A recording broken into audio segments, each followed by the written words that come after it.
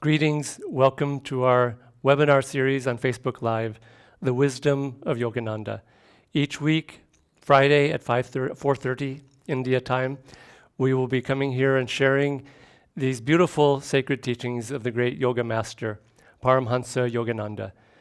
Today, January 5th, happens to be the 125th anniversary of his birth, so this is a very auspicious time to start sharing his great wisdom with you. My name is Nayaswami Devarshi. I've been a Kriya Yogi disciple of Yogananda for over 40 years, and I've learned a lot from living and practicing his teachings, which I hope to share with you today. Today's topic is an oft asked question that goes to the heart of all seeking, of all people on earth, which is, how can I be happy? And by extension, how can I be happy all the time? I think everyone finds out at a certain point that if you are seeking happiness outside of yourself, it is, as Yogananda described it, trying to catch a cloud. You put your hand around the cloud and you think you have it, maybe for a fraction of a moment or a short time you have this cloud, and then it just goes between your fingers and you lose it. This is what Yoganandaji called false happiness. Because it is outside of ourselves, it will never be ultimately satisfying or long-lasting. And so the great yogis came to teach us how to find true, lasting, permanent happiness. They called this happiness divine bliss, divine joy, Sat Chitanandam, ever conscious, ever existing, divine joy. And this is the goal of meditation and yoga practice, is to find this inner happiness that helps us feel joy, feel happy under all conditions. Now, sometimes people think of yogis and people who are, you see ads for people doing yoga postures and meditation, and they look like they have no care in the world, that they must live easy lives, and that the reason they are happy is because their life is easy. I can say from my own 40 years of experience, and knowing many, many others who practice these things, that you cannot escape outward pain, suffering in this world. This comes to everyone at some point. This is a world of lessons that we must learn. It is a world of duality, of ups and downs, pleasure and pain. I'll share a little bit of my own experience and how I've used Yogananda's wisdom teachings to find true lasting happiness under even the most difficult circumstances. I'll talk about a time I went through about 6 years ago. I had just lost my wife of 25 years. She was battling cancer for about 10 years. She was a great soul, a great Kriya Yogi. But of course, with all these yoga teachings, we still have a human heart that doesn't always comprehend philosophically. And so naturally, there was a great deal of grief and suffering for myself. At the same time, the life gave me a test of an extreme nerve pain condition of the face and head. The common name for this condition is called suicide disease, to give you an idea of how excruciating it can be. And so I had these two things right at the same time. And I was very lucky in a way, because at that point I had had about 35 plus years of daily meditation practice. I had learned from Yogananda's teachings that you can find joy inside under all circumstances. And so this was a real test for me, a test of my own, not just belief, but my own practice. And I just felt that Yogananda, in a way, was giving me this test to help me learn a deeper level of joy. And what I discovered was that tuning inside, based on a daily practice of meditation, which gives you the skill, in a way, you can almost call it a skill of finding joy inside, knowing how to find it, knowing where and how to look inside in the heart, and that feeling of joyful presence under all circumstances. And so luckily I had gained some skill in that. And so as I was going through these things, what I discovered, that I knew that if I looked in the right way, looked hard enough, deep enough, that I would find it, based on many years of experience. And so what happened was, as I was going through these tests and challenges, I discovered that through meditation, through getting still, through listening, through not feeling sorry for myself or asking why is this happening to me, I found that indeed I started feeling this overwhelming joy, in fact, inside.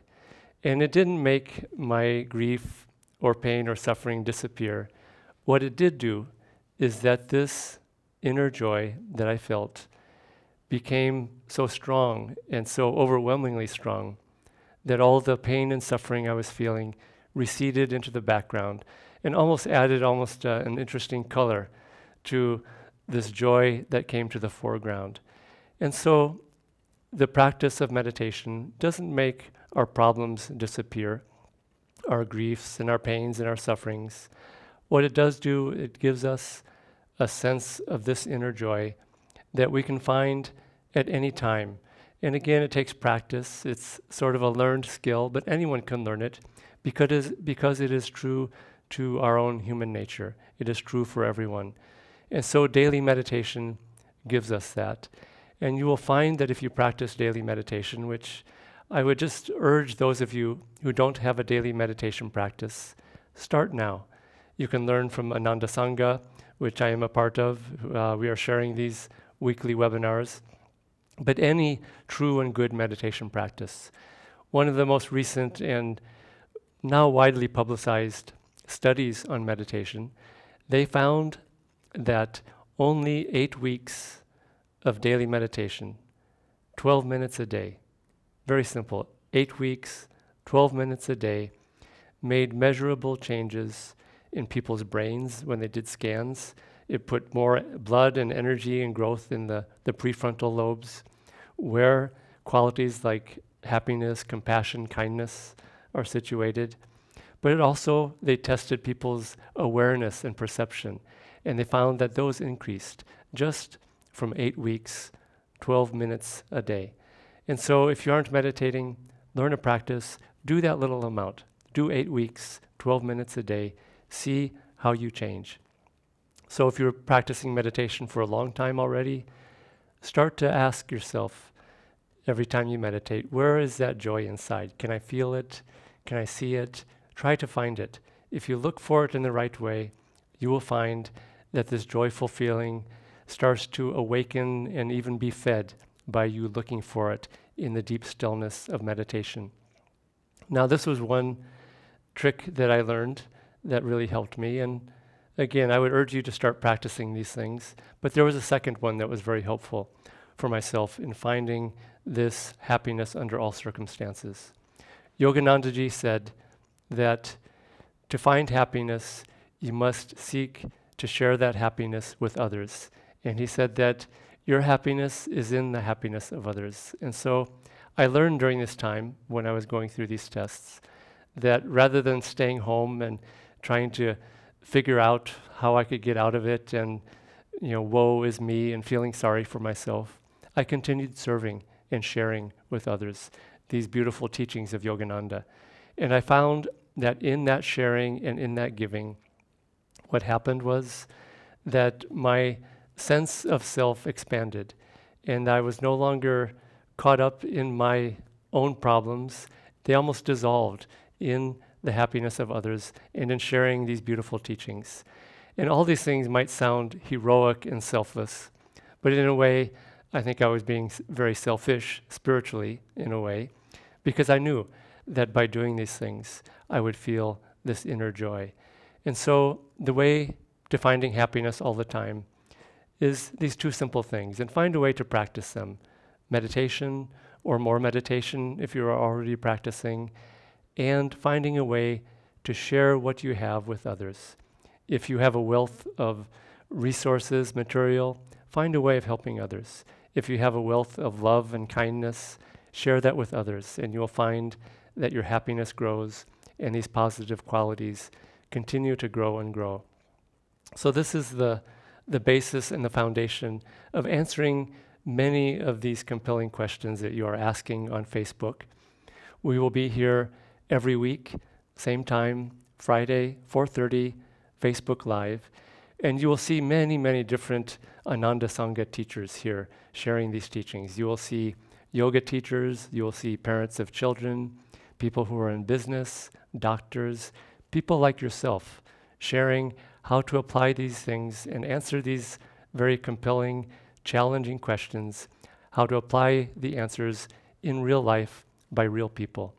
So if there's any subject or question that you would like to know more about and like the answers to, we will be here every week to answer them. Simply type your question into the comments section on the Facebook page.